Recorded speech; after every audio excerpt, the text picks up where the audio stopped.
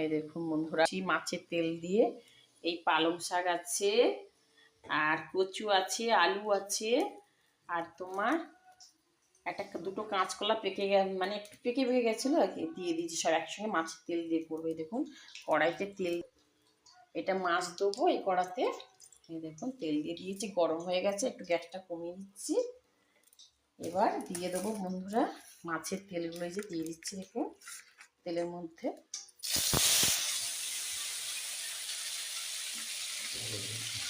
সব দিয়ে দিলাম।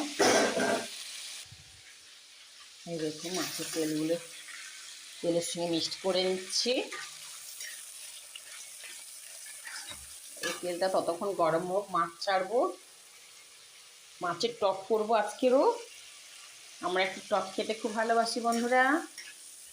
তোমরা নিশ্চয়ই এখনো ঘুম থেকে উঠে পড়েছো। শুভ সকাল। তোমাদের অনেকের অনেক কাজ হয়ে গেছে, আমারও অনেক প্রায় বাইরের কাজ সেরে এসে রান্না করতে বসেছি বন্ধুরা।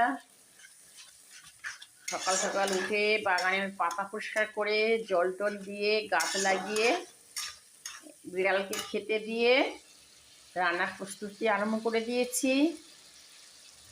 প্রথমে এই যে দেখতে পাচ্ছেন, এই যে মাছের তেলটা ভালো করে তেলের সঙ্গে মিক্সড করে নিয়েছি। সুন্দর করে লাল লাল করে একটু ভেজে নেবো, নাহলে আঁশটে গন্ধ করবে তেলগুলো।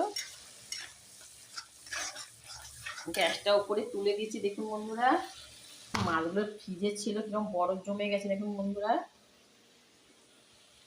তুলতেই পারছি না, জল দিলে কি বলুন তো স্বাদ চলে যাবে। জল দেবো না, আস্তে আস্তে তুলে নেবো। এই দেখুন মাছের পিসগুলো দিয়ে দিচ্ছি।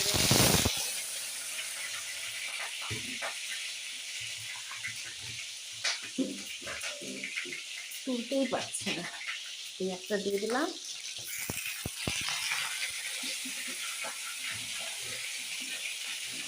নেড়ে দিচ্ছি।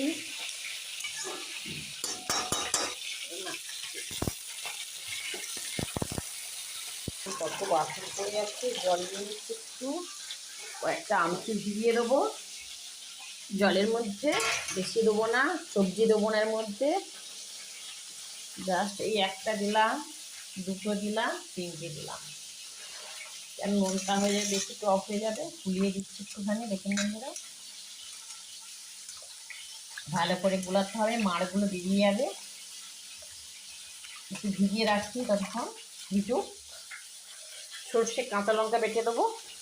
এই যে আগেরবার নেড়ে দিচ্ছি দেখুন বন্ধুরা, ভালো করে তেলটাকে ভেজে নিতে হবে তেলের সঙ্গে। এই যে আরেকবার নেড়ে দিচ্ছি মাছগুলো।